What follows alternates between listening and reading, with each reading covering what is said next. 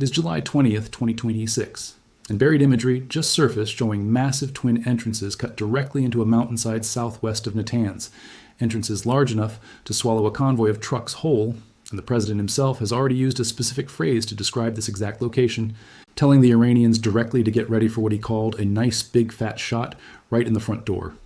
This is Pickaxe Mountain, and everything that has happened across the last 10 consecutive nights of American strikes inside Iran has been building toward this exact target sitting at the center of the target board right now. But let's back all the way up, because to understand why this mountain matters more than almost anything else in this entire campaign, you need to understand what happened to the facility that used to hold that title, and why Iran was forced to build a replacement in the first place. During Operation Midnight Hammer, American forces dropped 12 GBU-57 massive ordnance penetrators on Fordo's ventilation infrastructure, the 2 additional IMOPs used against Natanz in the same operation. That strike degraded Fordo badly enough that intelligence assessments now treat it as a facility Iran cannot realistically rebuild into on any meaningful timeline. But here's the detail that changes everything about how this next phase of the campaign has to be approached. Pickaxe Mountain was not included in that original strike package, and the reason it wasn't has nothing to do with priority and everything to do with physics. Let's establish exactly where things stand as of today, because the specific technical details here matter more than the rhetoric surrounding them. Pickaxe Mountain, known in Persian as Kuh-e-Kolangazla, sits roughly 1.5 kilometers south of the Natanz Enrichment Complex, a compound covering approximately 1 square kilometer of mountainside in the Zagros Range.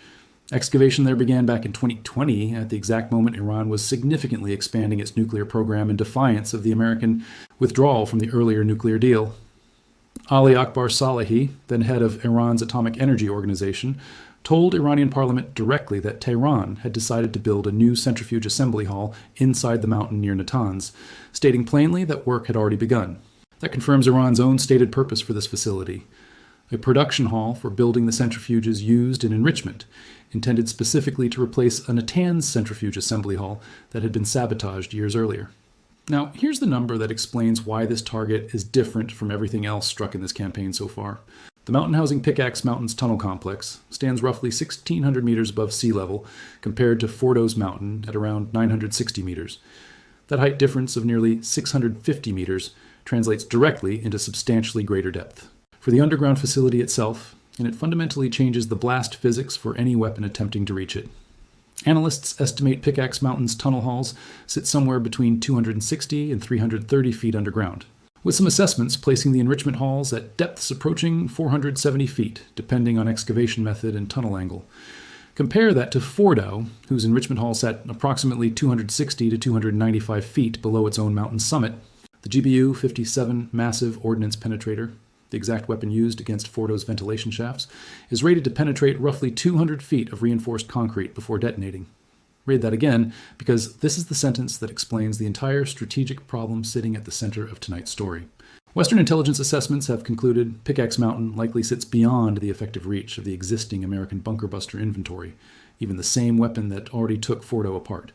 That is precisely why Pickaxe Mountain was left out of the original strike package entirely. It wasn't overlooked. It was assessed and deliberately excluded because destroying it with existing conventional munitions wasn't considered achievable with acceptable confidence.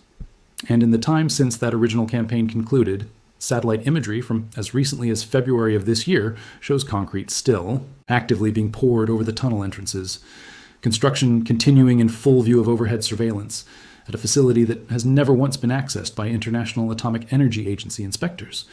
Iran has simply never allowed it. This is one of the most opaque locations connected to the entire Iranian nuclear program, and it has remained that way by design.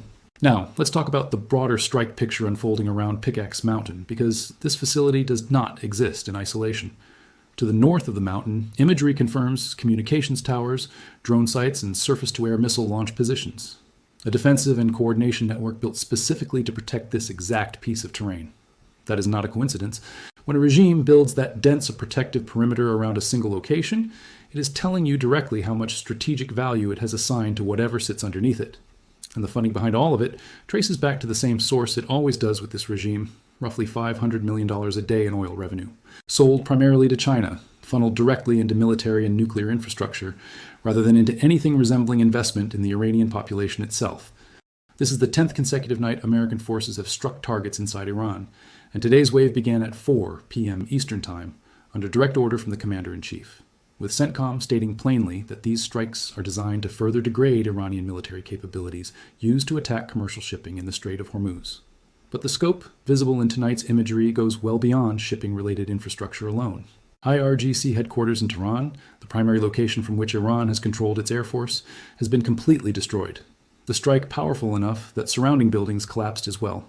Footage confirms IRGC personnel standing in the rubble of their own command structure, having apparently attempted to shelter using nothing more than field tents pitched near the wreckage, a detail that tells you how limited their dispersal options have actually become at this stage of the campaign. Let's move north to Tabriz, in East Azerbaijan province, because this base represents one of the clearest examples of exactly what a decade of unrestricted military spending produces. Tabriz houses a dedicated drone manufacturing facility, alongside jet and drone hangars, machine shops, and what analysts assess to be extensive underground connections linking these facilities together, allowing personnel and equipment to move between hangars without ever surfacing into the open. Iran's own state media had publicly showcased underground drone and missile storage capacity at this exact location just one day before American forces destroyed it in an overnight bombing run, a sequence that raises an obvious question about exactly how much operational security Iran's own propaganda videos actually provide once footage like that becomes public. If the intelligence community can see the exact same footage a regime is releasing to intimidate its own population, that footage stops functioning as propaganda and starts functioning as a targeting aid. Iran entered this conflict with an estimated 50,000 drones in inventory. Current assessments place what remains somewhere in the range of 20 to 30,000, alongside roughly 2,000 ballistic missiles still in storage, though these figures carry real uncertainty given how difficult it is to establish a reliable baseline for a program this deliberately dispersed and hidden. What is not uncertain is the pattern visible in every piece of confirmed strike imagery. Missile bunkers built directly into hillsides with entrance doors large enough to move complete ballistic missile systems in and out, entrances that have already taken direct hits from precision munitions and surface-to-air missile systems, including Russian-origin S-300 batteries, positioned specifically to defend these bunker complexes because Iranian commanders clearly understood how much value they represented. There is a tactical detail worth understanding here because it explains exactly how Iran has continued surviving as long as it has against a campaign this intense. Personnel operating out of these underground networks have been documented actively concealing entrances after use, dispersing rock, sand, and dirt back over freshly opened bunker doors immediately after a launch sequence completes. A deliberate camouflage discipline designed to make an active launch site look like undisturbed terrain within minutes of use. That is not improvised behavior. That is trained procedure. And it tells you the IRGC has spent real institutional effort preparing for exactly the kind of sustained aerial campaign it is currently absorbing. Now let's talk about the actual weapons being used to dismantle this infrastructure, because the platform choices here are deliberate, and each one exists for a specific tactical reason. AGM-158 JSM cruise missiles, launched from F-18s operating well outside the range of Iranian air defenses, are being used specifically against targets buried in mountainous terrain, because unlike a straight-down bomb drop, a cruise missile can be released from standoff range and then fly a complex terminal approach, tracking down a valley or along a ridgeline to strike a bunker entrance from an angle a conventional gravity bomb simply cannot achieve. That capability matters enormously against a target like Pickaxe Mountain, where the actual vulnerability isn't the mountain's rock mass itself, but the ventilation shafts and access points that have to exist somewhere on the surface for the facility to function at all. You don't need to punch through a mountain. You need to find the throat it breathes through and collapse that instead. Alongside the cruise missile strikes, EA-18G Growler aircraft have been confirmed flying in support roles specifically equipped with jamming pods, electronic warfare systems designed to blind or confuse whatever radar-guided defenses Iran still has operational around these bunker complexes. That detail matters because it tells you this isn't simply a bombing campaign. It's a fully integrated electronic and kinetic operation, with each strike package built around denying Iranian air defense systems the ability to see or respond effectively before the actual munitions ever arrive. And now the detail that explains the title of tonight's story directly, along with the technical problem sitting underneath it. B-2 Spirit bombers have officially returned home following completed sorties, confirmation that the platform capable of delivering the GBU-57 remains actively cycling through this theater, rather than sitting purely in reserve. But here's what separates this moment from the original Fordo strike entirely. Even the 30,000-pound class MOP, the largest conventional bunker buster in the American inventory, developed specifically to hold facilities exactly like this one at risk, is rated for roughly 200 feet of penetration against a target that multiple independent assessments now place somewhere between 260 and 470 feet underground. That gap is not a rounding error. That is the difference between a weapon reliably destroying a target and a weapon that may not physically be capable of reaching it at all, regardless of accuracy or number of weapons dropped. That reality reframes what a strike against Pickaxe Mountain would actually need to accomplish. Military analysts studying this exact problem have concluded that even a full strike package likely could not fully collapse the deepest chambers of this facility. The more realistic objective being discussed is sealing the facility rather than destroying it outright, burying the entrances and access tunnels so thoroughly that whatever remains inside becomes permanently inaccessible, unusable, and unreachable without an extended excavation effort of its own. That is a materially different mission profile than what happened at Fordo, and it's part of why any strike against this specific target would very likely still center on the entrances and ventilation infrastructure, rather than attempting to punch directly through the mountain's summit. There's also a hard supply constraint layered into this problem that rarely gets enough attention. The GBU-57 is not a weapon sitting in unlimited inventory.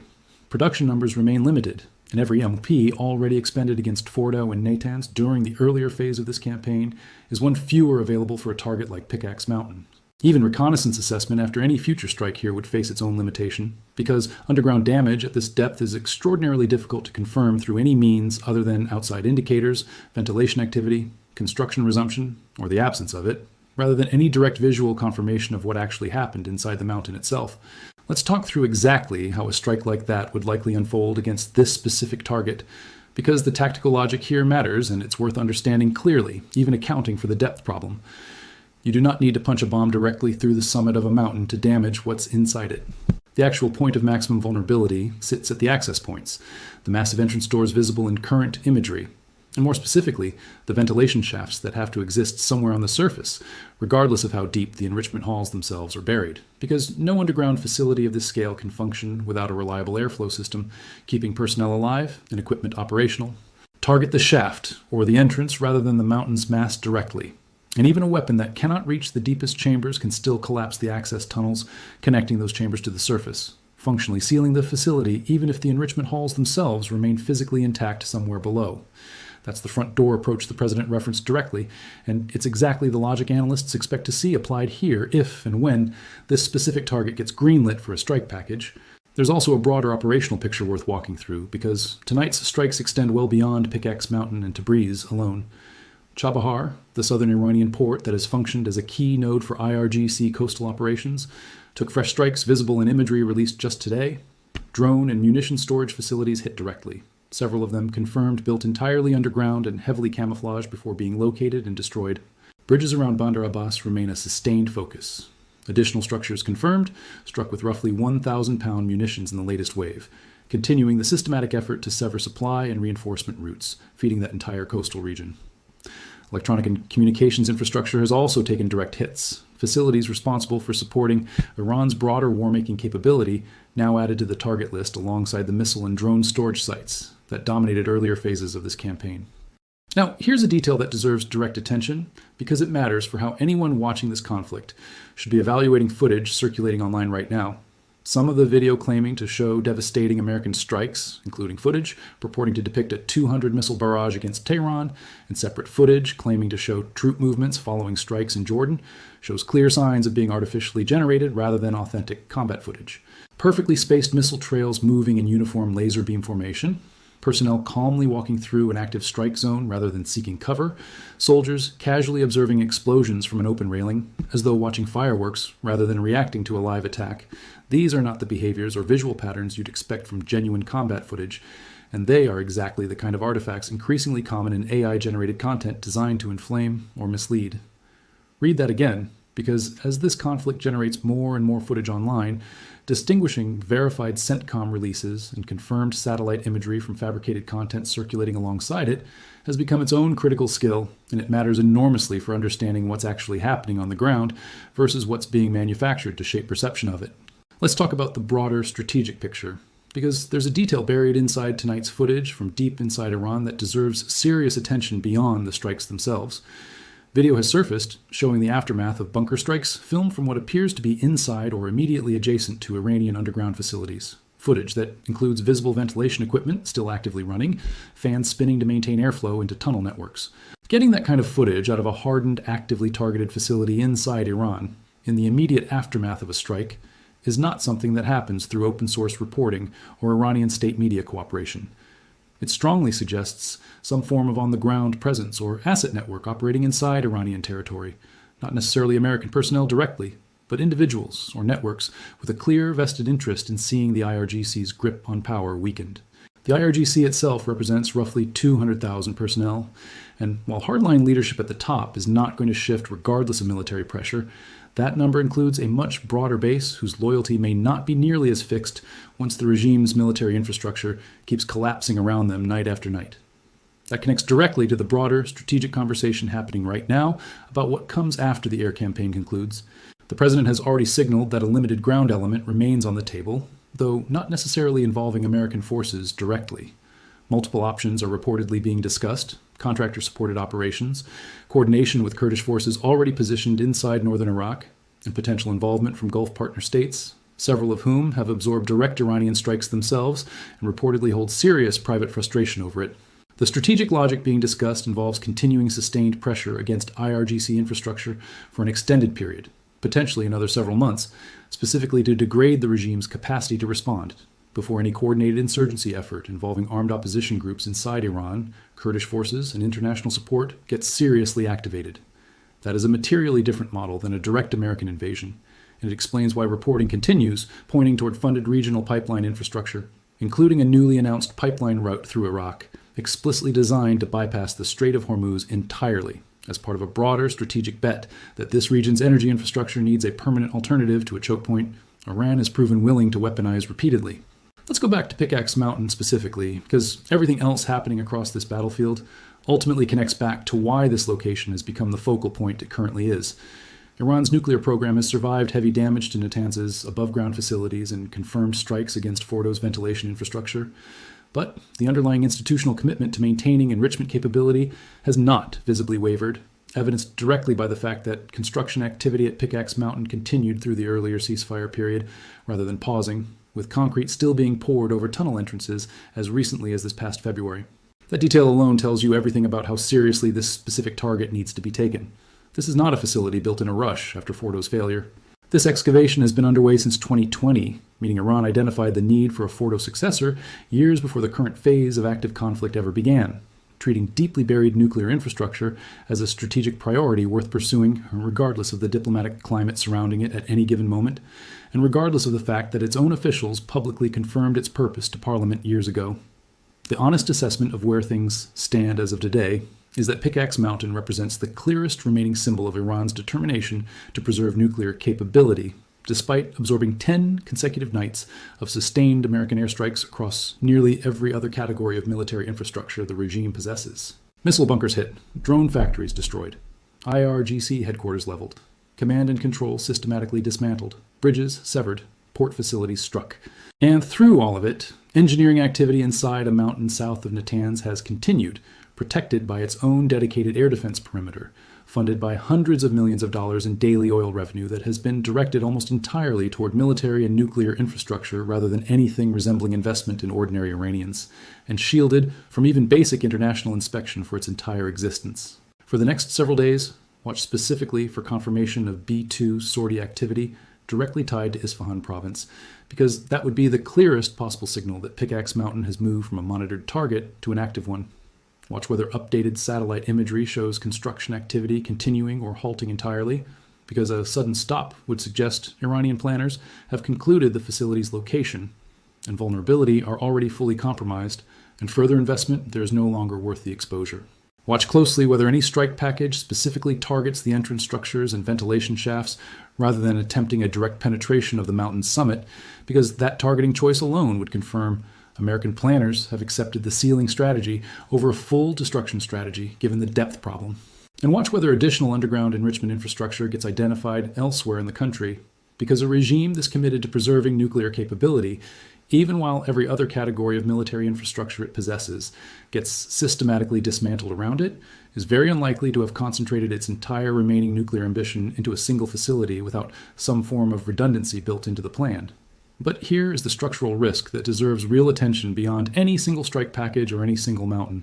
A regime that keeps pouring concrete through a ceasefire, that keeps funding nuclear infrastructure through $500 million a day in oil revenue, even while its conventional military gets torn apart night after night, is a regime that has made a very specific and very telling calculation about its own priorities. Nuclear capability is being treated as the one asset worth preserving above everything else, worth protecting with dedicated air defense networks, worth continued construction even during supposed diplomatic pauses, worth every dollar the naval blockade and the sustained bombing campaign haven't already managed to choke off. And unlike Fordo, this specific facility may genuinely sit beyond the reach of the best conventional weapon currently available, which means the structural risk here isn't only about whether Pickaxe Mountain gets struck. It's about what happens if it gets struck and the strike doesn't fully work, leaving Iran with a partially sealed but not necessarily destroyed facility, and leaving Washington with a decision about whether conventional weapons have reached the limit of what they can accomplish against this specific target. Which brings this back to where it started, to those massive entrances cut into a mountainside southwest of Natanz, entrances large enough to move a convoy through, surrounded by freshly displaced earth still being trucked away as recently as available imagery can confirm.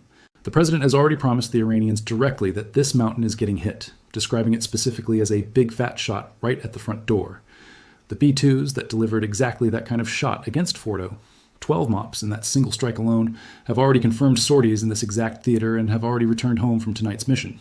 But the GBU-57 that collapsed Fordo's ventilation shafts was built to penetrate roughly 200 feet, and every credible assessment of Pickaxe Mountain places its enrichment halls somewhere between 60 and 270 feet deeper than that limit allows.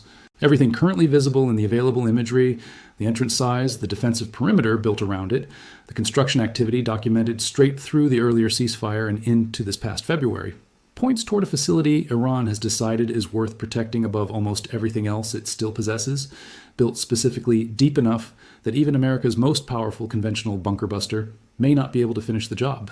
What happens to that mountain in the days ahead, and whether sealing the front door turns out to be enough, is the question sitting at the center of this entire conflict right now. And it is a question this regime's own years of digging have made increasingly impossible to leave unanswered much longer.